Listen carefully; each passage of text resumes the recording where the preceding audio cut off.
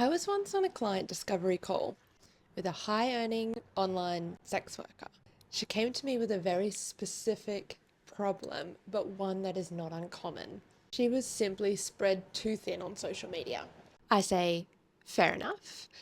How many platforms are you on at the moment and how many accounts are you running? She replied, 6. And I said, okay, sure. So 2 on Instagram, 2 on TikTok, 2 on Twitter. And she said, no, 6 per platform. Okay, my maths is not very strong, but I know that that is 18 different accounts to be running, 18 different fishing lines to always be attending to, different content ideas, trying to rework what you've already done. It is absolutely exhausting. If this sounds even remotely relatable as perhaps a content creator, an adult online worker, as more platforms pop up every other week and the tides change really quickly on people's opinions of which platforms they want to be on, TikTok ban, and then also throwing in getting shadow banned or deleted into the mix. This is day 2 of going from babe to brand. And in this video, we're going to figure out how to play smart with our platforms. If you don't know me, I'm Ali. I'm a personal brand strategist for creators and founders in the sex tech and adult industry. So if you are a spicy content creator, you literally already have a full-time job creating that paywall content anyway. So it usually gives you the ick when you have to try and find new ways to keep it interesting and promote it in a safe for work way so that you don't get banned. And if you're running a brand or you're a founder, creating content is honestly so far down your priority list sometimes.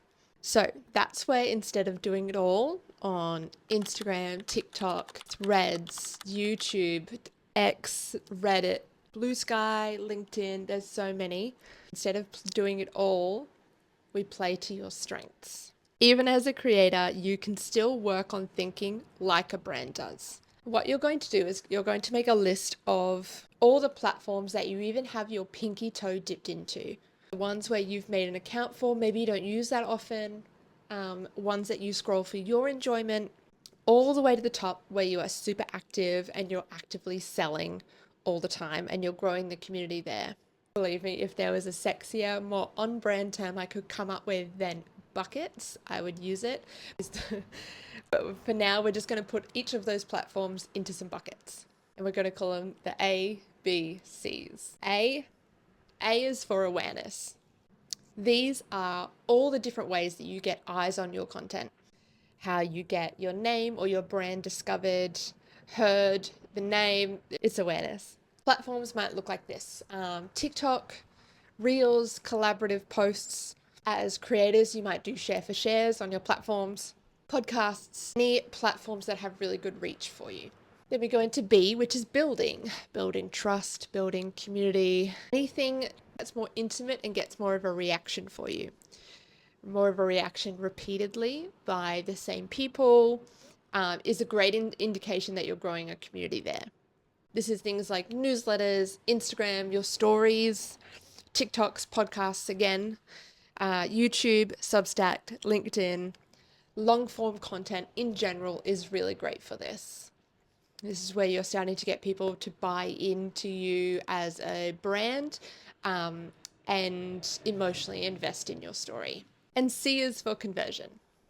This is literally all the different ways that lead to you getting paid.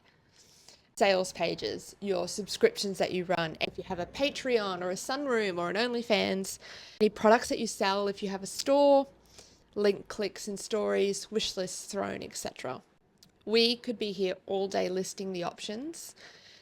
Once you've written them all down and you've put them in their buckets, you can have double ups as well if you need, because a lot of different ways to create content have a lot of different end results.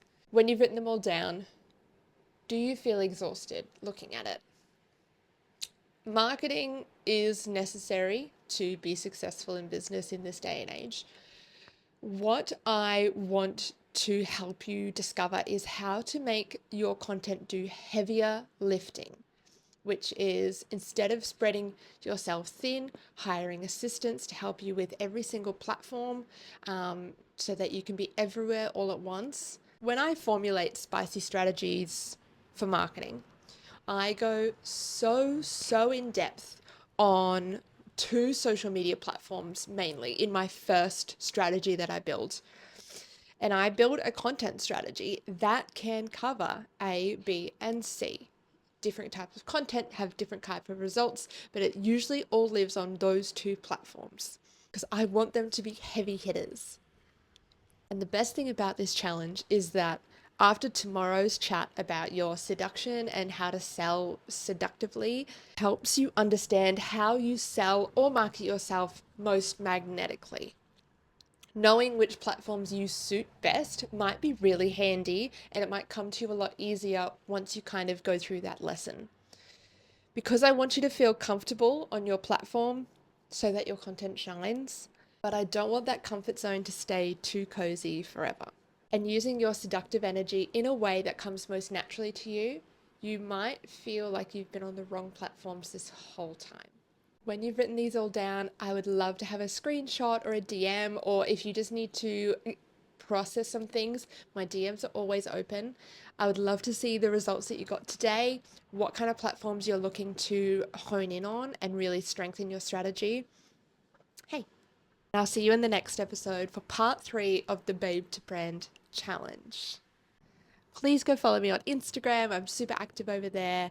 And like I said, my DMs are always open.